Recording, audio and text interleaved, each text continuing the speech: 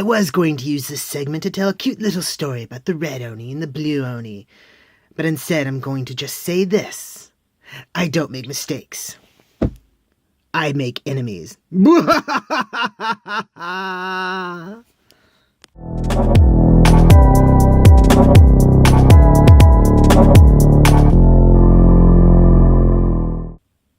Ah, you've returned. A wise choice. Welcome to Shelf Space.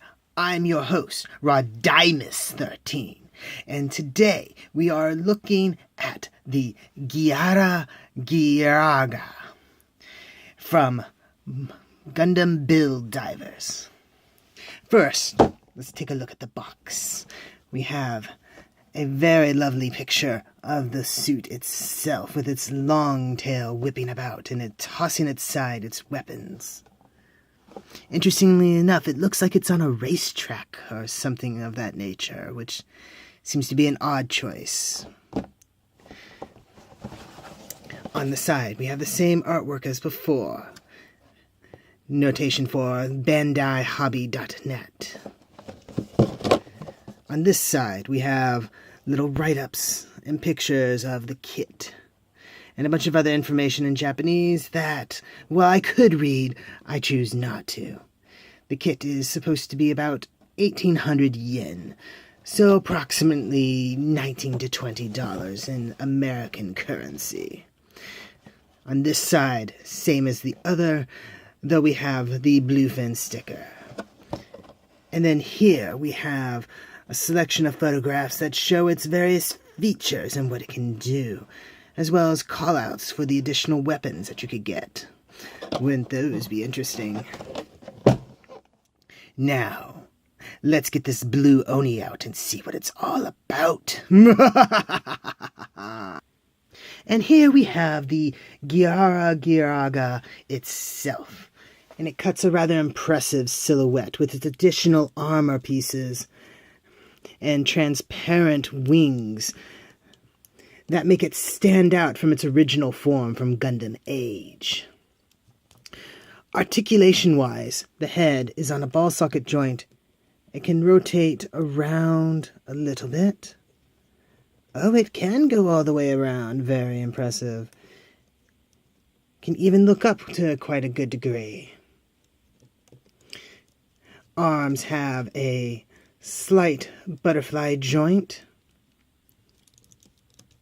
and are on a ball socket joint to allow for rotation and movement.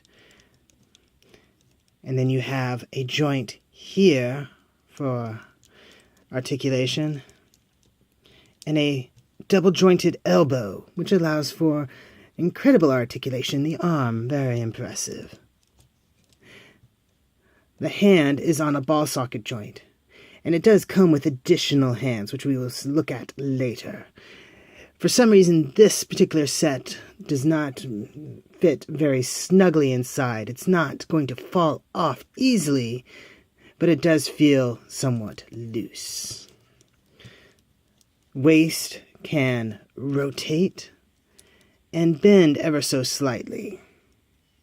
There is also a joint within the torso to allow for a bit of an ab crunch.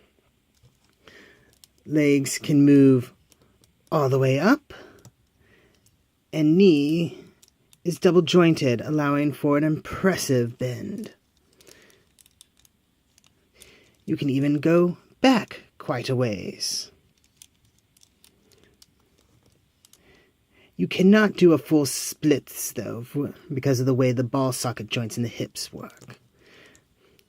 The ankles are on an interesting system of joints, very similar to those seen in kits like in Iron-Blooded Orphans, which allow for some nice ankle rotation to the side. It is also jointed to allow for movement in this direction. A detail I like is, to me, these look like jaws as they open and close.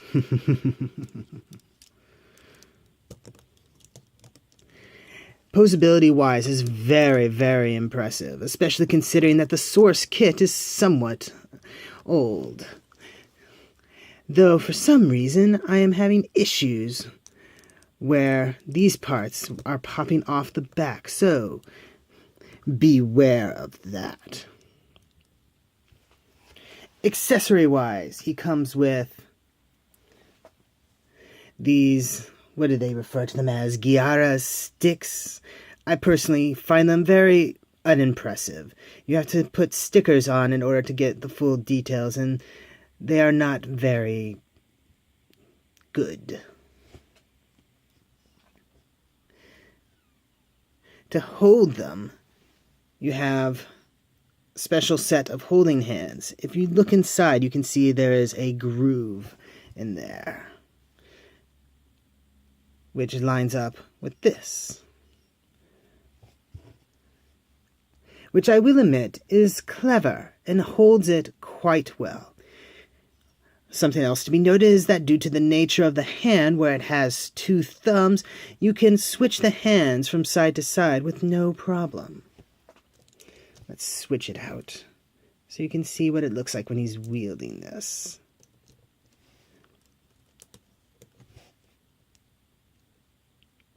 It's not a formidable weapon, but I will say he wields it quite nicely. The real star, though, is this, his tail whip. Much longer than the tail that comes from his source kit. This one, the main problem with it is that it takes an infuriating amount of time to build, having to string each one of these little bitty scales onto the wire one by one. He comes with a special holding hand for those. Note the lack of the groove. And it just goes in nicely. It doesn't fit snugly, mind you, but it fits well enough. So we'll put that in there.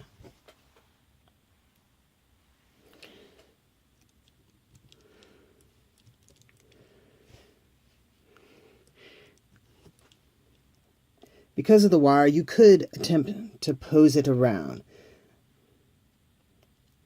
But because of the weight of the plastic on it, don't expect it to hold too many poses very well. But I must admit, it is fairly impressive even when it's not whipping out directly at you. I particularly like the translucent spike at the end of it. You have additional hands that came with the original kit, but you only have 4 sets of back plates, so beware of that.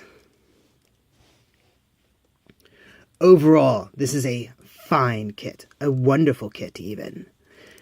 It has a very evil form to it, I think, and its primary weapon is certainly worth the hassle of going through building it. You'll note that there's not very many stickers applied to this kit, and that's simply because there are plans for this one. Maybe you'll see that in the near future, or maybe you won't. We'll see. I would highly recommend you add this to your army. So yes, a very impressive kit. Get it. This has been Shelf Space. Remember to like, comment, subscribe, ring the bell, look in the description for links to our storefronts for official Shelf Space t-shirts and other items. And I will see you the next time you invade my shelf space. Hey, you're not picking fights with other YouTube channels out there, are you? I'd rather not start some sort of inter-YouTube war or something like that. Hello? Anybody? Man...